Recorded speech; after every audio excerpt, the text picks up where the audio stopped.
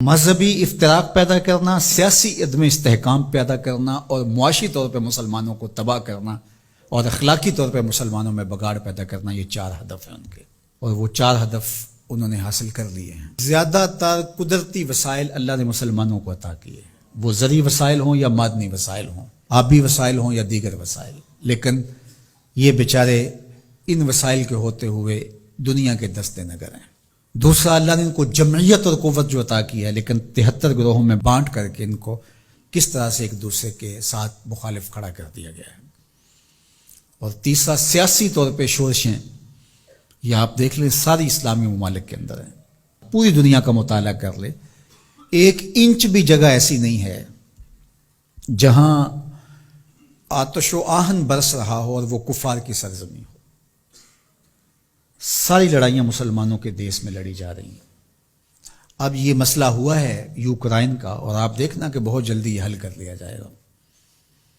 کشمیر ہے 70 سال سے لٹک رہا ہے، فلسطین کا مسئلہ حل ہونے کا نام ہی نہیں لیتا۔ مشرقی تیمور چٹکیوں میں حل ہوا کہ نہیں ہوا؟ یہ تاریخ ہمارے سامنے ہے، ہمیں آنکھیں کھول کے جینا چاہیے، کیونکہ وہاں معاملہ اور تھا، جو خون بہہ رہا تھا وہ مسلمان کا خون نہیں تھا، وہ بھی ان مسائل سے ملتے جلتے مسائل تھے، لیکن چٹکیوں میں مسئلہ حل ہوا کہ نہ ہوا؟ تو کیا کشمیر نہیں ہو سکتا؟ فلسطین کا مسئلہ حل نہیں ہو سکتا؟ اب عدم استحکام ہے، جتنے بھی ممالک ہیں وہ ایک اچھے انداز سے چل رہے ہیں، جو عدم استحکام ہے وہ ہمارے اسلامی ممالک کے اندر ہے۔ خانہ جنگیاں جتنی بھی دیکھ لیجئے وہ یہاں ہمارے ممالک کے اندر شروع کروائی جاتی ہیں، تو ہم اپنے نبی علیہ السلام کی تعلیمات کو فراموش کر گئے اور ہم اٹھنے ہی نہیں پا رہے، اور ہماری بڑی بڑی سلطنتیں جو ہیں، وہ اندلس کی سلطنت دیکھ لیجئے کس طرح تباہ و برباد کر دی گئی، سقوط بغداد ہوا، اسی طرح خلافت عثمانیہ کا سقوط ہے، سقوط دہلی ہوا، اور ہماری اس ریجن کے اندر دیکھ لیجئے یہ ایک سقوط کابل ہے، اسی طرح سقوط ڈھاکہ ہے۔ تو یہ سارے سقوط ہمارے ساتھ ہی کیوں ہیں؟ اس لیے کہ جب ہم اپنے نبی کے دامن کو چھوڑ دیں گے تو یہ رسوائیاں ہمارا مقدر ہوں گے۔ ہمیں ہمارے نصابوں میں یہ پڑھایا ہی نہیں گیا کہ جس طرح نماز تمہارے اوپر فرض ہے، باقی امور تمہارے اوپر فرض ہیں، امت سازی کا عمل بھی تمہارے اوپر فرض ہے۔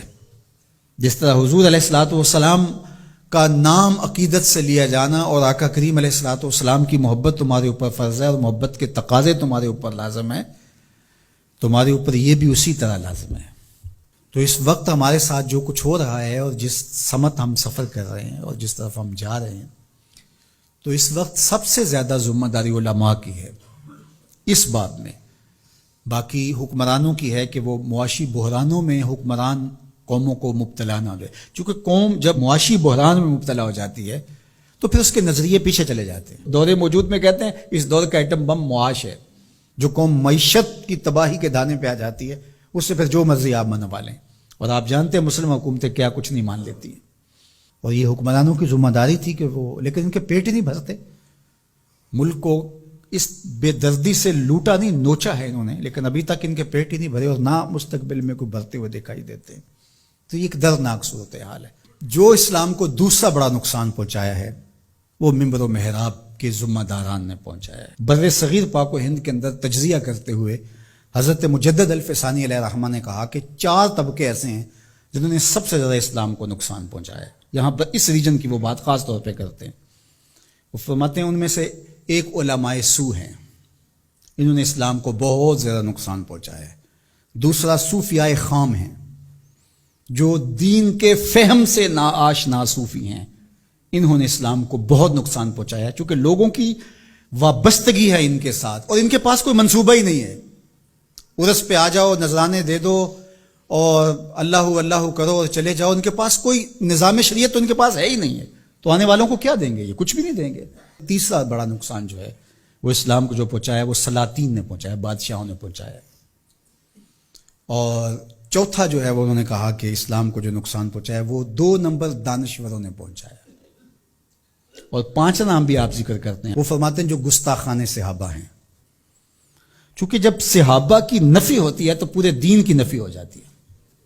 حضور کے تیار کردہ یہی لوگ تھے نا، حضور نے جن پہ محنت کی اور جن کو حضور نے اپنے سینے کا نور منتقل کیا، اور اگر ان کی نفی کر دی جائے تو پھر اس کا مطلب یہ ہے کہ دین کی عمارت گر گئی. پورے نظام کا انکار کرنے کے لیے ان کا انکار.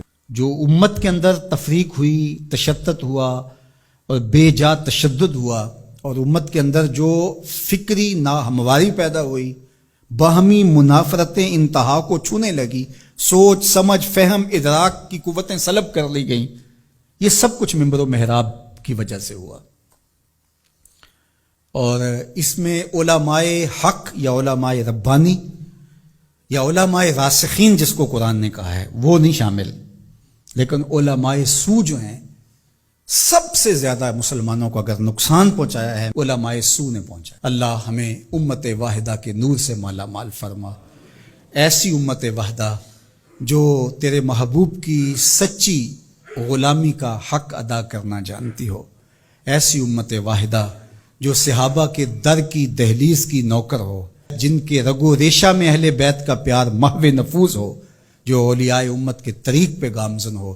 اللہ ہمیں سچائیوں کی راہ پہ رکھے. وآخر دعوانا